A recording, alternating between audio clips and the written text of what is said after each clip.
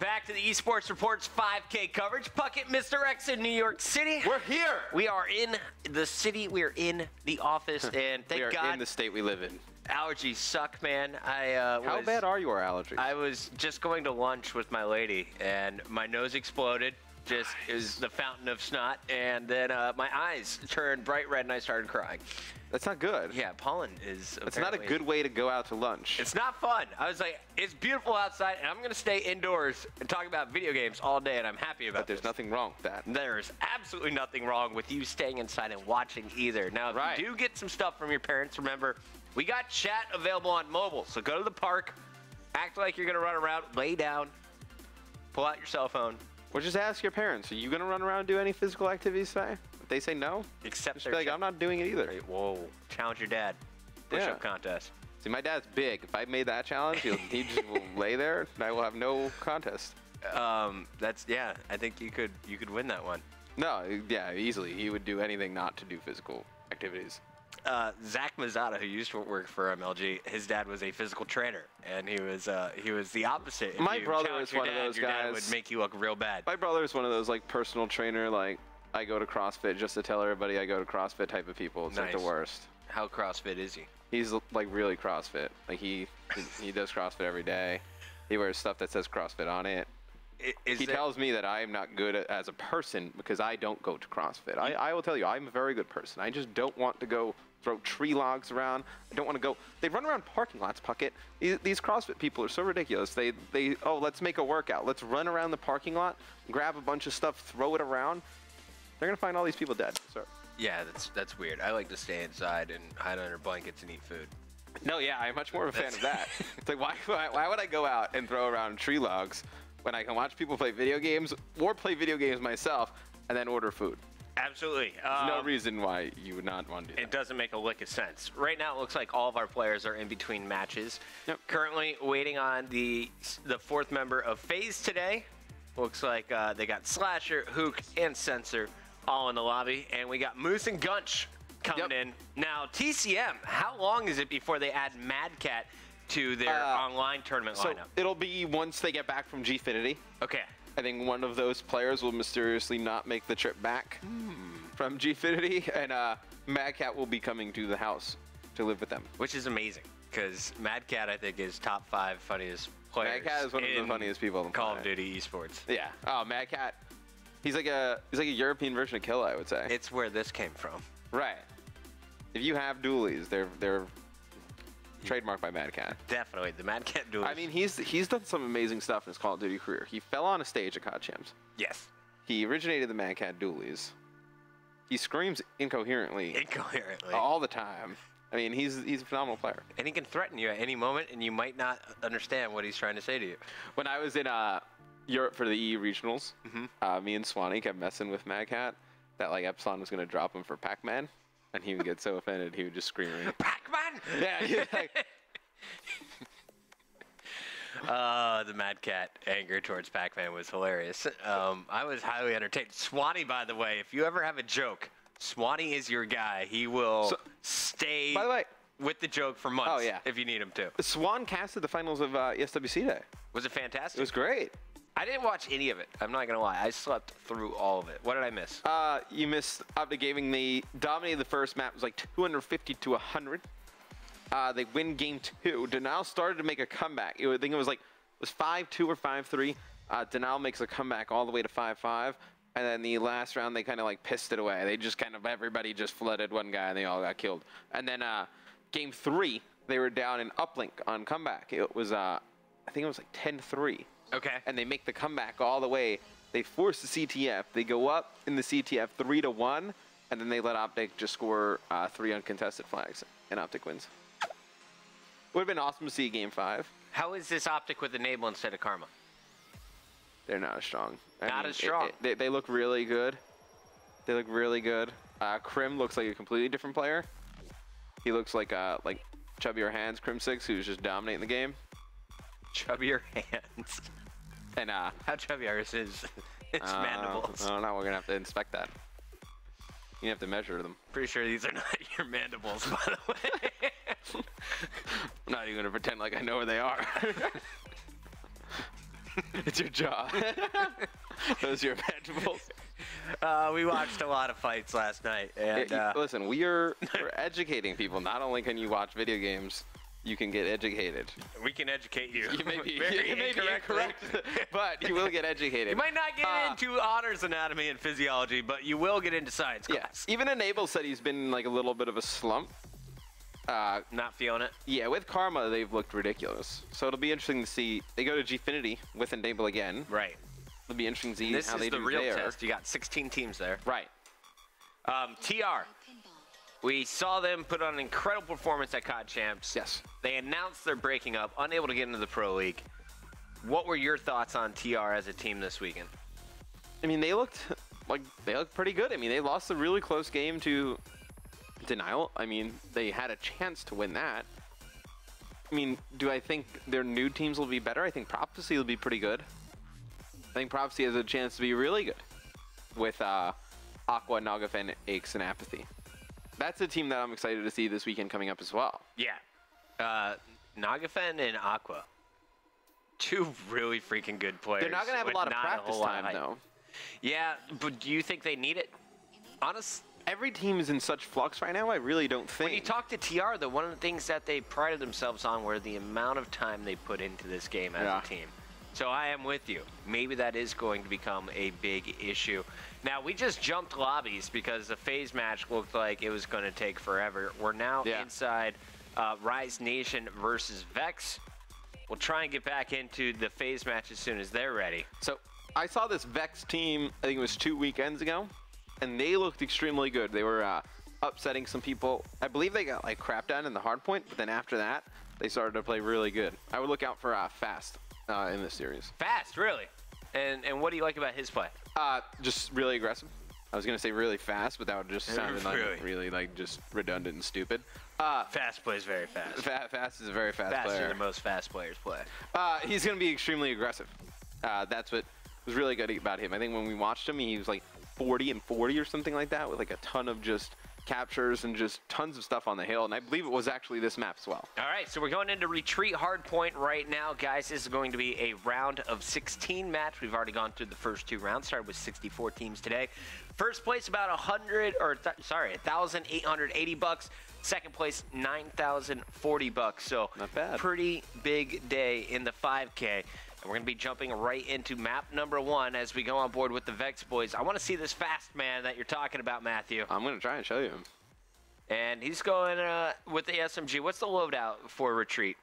So he's going to run the ASM-1. Standard. Fast hands, yeah, standard, lightweight. Toughness, blast presser, just pretty standard class. Look to see if they're going to just push this middle, try and get these contestation points here. First blood is going to go to Fast, and then you see Wheats answering back with his bow. Wheats is already 2-1. Theory is really one of the surprise players for me in Advanced Warfare. Not off to a great start there, but what he was doing for TK recently really kind of blew my mind, especially when I found out he would be leaving the team. How is this Rise squad with Theory and Neslo back on the same lineup? So Rise, it's very interesting. You know, some weekends they look great and they'll make it to the finals, and then the next day they'll get eliminated around 2 or 3, and then, you know, they go into the Pro League and they struggle throughout the week. So they're very up and down. They haven't really hit a stride yet where they're really consistent. I think they're kind of right now getting by on some of the teamwork of them teaming in the past. So, you know, Chino teaming with Wheats in the past, Theory teaming with Neslo, obviously, in past titles. It's going to be interesting to see, you know, once they get teamwork going all together and they're all on the same page, how much better they can actually be. Not really better, I think just more consistent. That's what you're looking at of this Rise team, just how they can get more consistent as a team. And who do you think is the best player on the squad right now? Right now, I mean, I would probably say Chino. I think Chino probably the best player on this Rise team right now. A lot of players in the beginning of the game around Orlando were saying they thought Chino was the best hardpoint player in the game. After that, Champs didn't hear really much about him, you know, had to lay low, not able to attend. Since then, though, you know, he's kind of come back into the scene, you know, back on, obviously, Rise, making a name for himself again, you know, playing pretty well. And you see Wheats trying to stay alive behind the statue, sticking with this bow. He is going to get some help over on stairs side. Jay Sano, though, picking up 2, is going to be clearing the hill as he will be actually rotating to the top. That was Fast jumping into the back statue hard point. So Jay on the move is going to be first to set up here. The pressure coming in from courtside, and nice rotation around the back, but that is a big gunfight one, as it looks like that is going to be Chino pushing through. Yeah, it was Chino pushing through, but it's Vexx still controlling this hill, Puckett. Just trying to bait out enough time. You see the cave spawn, though, coming in from Rise all the way in the back. It's going to be important that they push out Vexx, going to really control that back area. They can't just keep giving that spawn to Rise. Eventually, they're just going to break it just by brute force. You know what's really fun? What? Changing the set and then not being able to read the TV anymore. I was trying to read that kill feed. It's like not going to happen. We got Neslo and Theory still up fighting in the back hardpoint. Very close game, just 4 points separating these two squads after our first 2 minutes and 45 seconds. Wheats still applying the pressure, but it is Chino topping all players at 12 and 9. Actually, Wheats now going to take that spot. And Chino sticking with the ASM-1 double stun.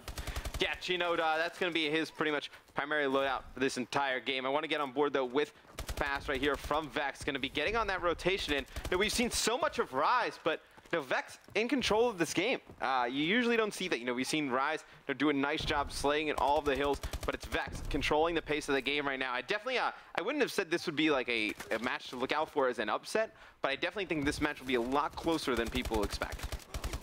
Any chance they take this game one? Yes. Yes, I think Vexx, the thing with Rise is, some days they look really good, some days they kind of look up and down. Today so far, I mean, at least in this match from what we've seen, they have their moments where they're getting those kills, but they're not getting points. It's like the oddest thing as a team. Like, that usually means your teamwork is a little bit off, a little bit out of sync. If Vexx comes in here, plays a good game, this game one, they're able to take this.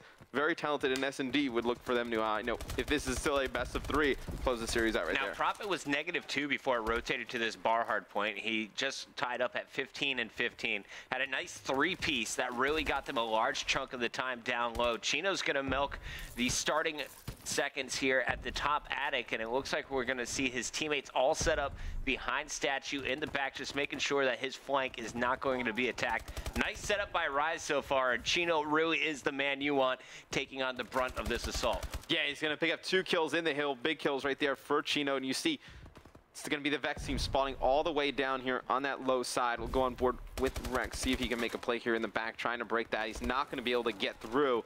And definitely a very nice hold here from Rise. It looks like they're going to be able to claw back, maybe get the lead back, but it's going to be Theory. He's going to get stunned from behind. They're going to break the hill, and now they're going to probably take the last 20 seconds, build their lead once again. Theory thought he killed that player twice, but Jay Sano is staying alive. Finally going to fall. You got Rek backing him up, though. Gets one. Prophet's still up in the air. Switching over to the ASM-1 and then hitting the melee. Prophet with some big kills, but it's Chino still contesting 1-on-3. That one is going to go in favor of the Vexx crew, but the hard point has rotated, and Fast once again is on the far flank. It seems every time this hard point rotates, he is just looping all the way behind the enemy spawns. This time, it's going to pay off all 4 members of Vexx right into that HP. Yeah, it's very interesting. You see Rise, they'll get control of the hard point first, and then they just can't win the gunfights against this Vexx lineup. That Vexx is just able to just run in and break the hill right away. You see a nice break right there from Rise, but still Vexx right away coming back with that aggression, able to break that hill. And I think it's more of a Rise just losing those important gun battles. You see the kills, nobody really too crazy, nobody too crazy positive for either side. That the kills are pretty balanced. The thing you're seeing is that Vexx is winning those important fights on the hill. Yeah, Rise is actually outslaying their opponents by 6 or 7 at this point in the game. Actually looking like that's going to be cut down to 3 or 4, but nice job by this Vexx squad to just milk every second out of the hill they can. They were leading 30 points going into the second half. Now, in the final 4 minutes, they're up by about a 40-point advantage. Will Rise be able to take the lead here in the second half of the game? I'm looking at the minimap. This could be the hill to do it. Yeah, they're going to need to hold this for the extended period of time, though, but it's broken right away. It's Neslo, though. He's going to come back, take the hill back from Vexx. He's going to throw stun over by Connector, not able to take this player out with the stun, but it's going to pick him up right there. It's going to have another player over on pool wall, not going to be able to take him out either. So it's going to be Rise still in control of this hill, though. Puckett, Vexx trying to break through the front. Does not look like they're going to be able to do so. It looks like Rise doing a nice job of flooding through the back. Rise has brought it from 40 points down to our final 12, as we're going to see, not final 12, excuse me, just 12, but we're going to see our final 3 minutes coming up here as the rotation is down once again. Guess who is in the hard point first? It's going to be Fast moving in to support his teammate as there's pressure coming from courtside. Fast didn't see the player prone. That is a huge kill coming in.